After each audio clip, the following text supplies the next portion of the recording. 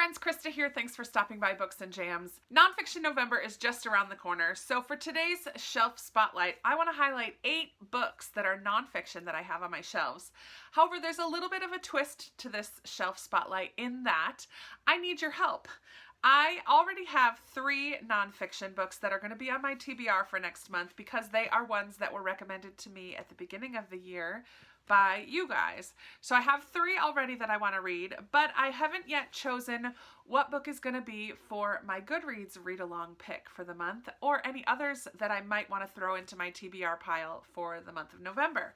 So from these 8 books, I was going to try to get it up to 10, but I think these 8 are the ones I'm the most excited to read.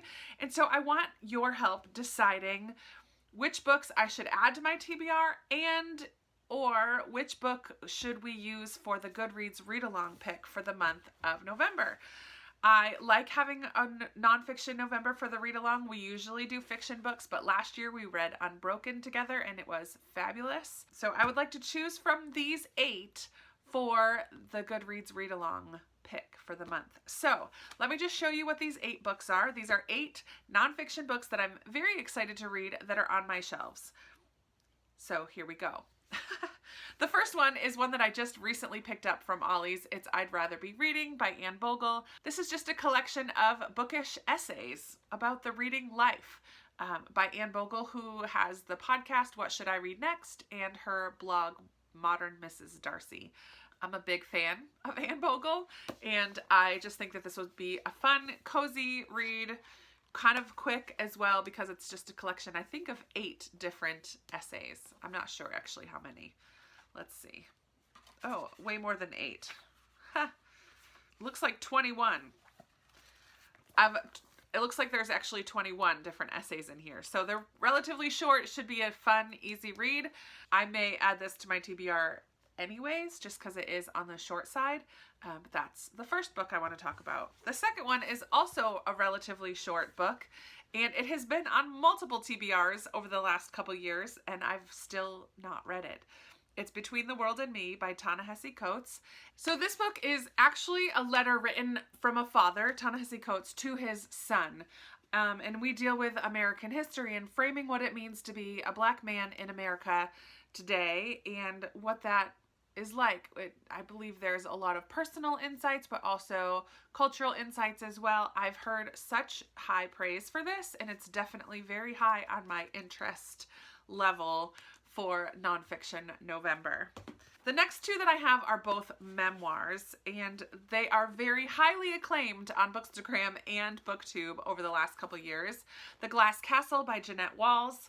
I believe this is about a girl growing up with kind of a dysfunctional set of parents who loved their kids but were horrible parents, and how she survived that. I've heard this often compared to Educated, which I have read by Tara Westover and loved. This one has gone in and out of my radar as far as my desire to read it, but it is something that I haven't wanted to get rid of yet. So The Glass Castle is definitely an option for November.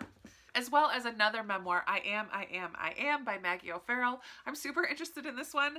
In this one, we follow Maggie O'Farrell as she talks about 17 brushes with death that she's experienced, which seems crazy to me that one person has had so many encounters or close encounters with death. I've heard such high praise for this, and I love the color. This is my favorite color, and I love this kind of gold foil-ish feather on the front. I have no idea what that means, if anything. But I'm very curious to read this. I also feel like it will be a quick read because it is relatively short, but there are 17 kind of stories in here about her brushes with death. I've heard that the writing is fantastic, and so this is definitely a high contender on my want to read list for November. I have here another kind of relevant to our culture book. This is Just Mercy by Brian Stevenson. This has also been on TBRs through the years, and I have yet to get to it. I did read the introduction a long time ago when I first brought it into my home, and I cried. I feel like this is a book that's going to make me angry and cry and frustrated and want to hopefully move me towards some kind of action. Brian Stevenson is a lawyer. Yeah, from one of the most brilliant and influential lawyers of our time comes an unforgettable true story about the redeeming potential of mercy. Brian Stevenson was a gifted young attorney when he founded the Equal Justice Initiative, a legal practice dedicated to defending the poor, the wrongly condemned, and those trapped in the furthest reaches of our criminal justice system.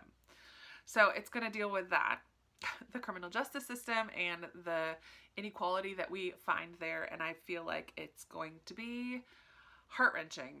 So it's definitely one that I have been wanting to read for quite a long time. I have two here that are Christian nonfiction, very different from each other. The first one is one that I found in a little free library last summer, I believe, or earlier this summer. It's called Bread and Wine, A Love Letter to Life Around the Table with Recipes. This is by Shauna Niequist. It just talks about fellowship and having meals with other people and connecting and opening up your life. I believe it's also kind of a collection of stories of Shauna Niequist and her life around the table and the people that are in her life and things that get shared and open up and how they connect with others over meals together. I'm really excited to read this. I have flipped through some of the recipes, look really cool. So this is just something that feels very fall-ish to me and food related. The description on the back starts, "My prayer is that you'll read these pages first curled up on your couch or in bed or in the bathtub.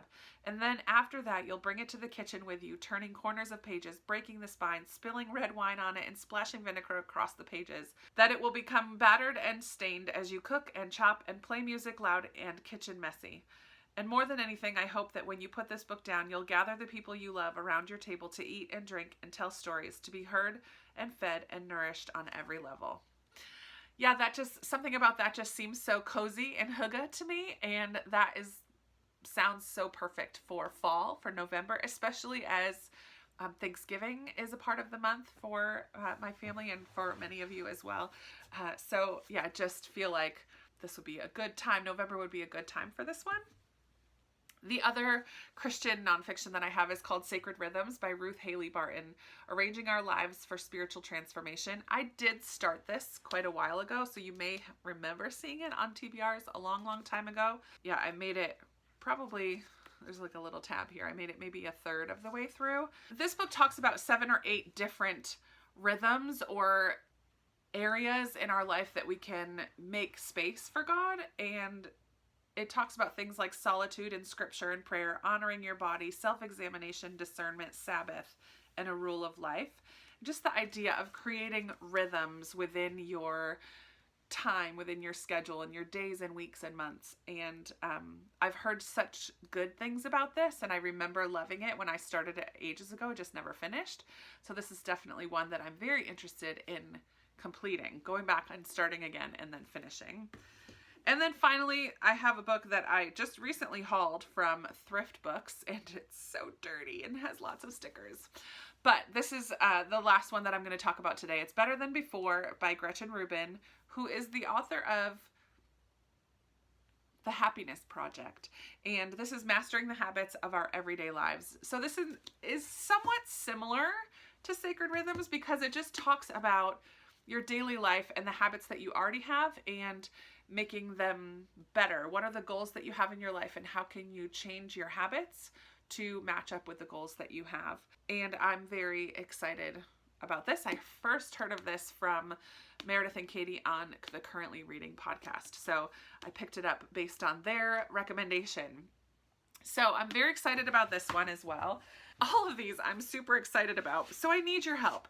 Which one do you think would be the best? Here we go. So I need your help. Which one do you think would be best for, sorry for the glare. There we go. Which one, or multiple ones, do you think would be best for the Goodreads read-along group?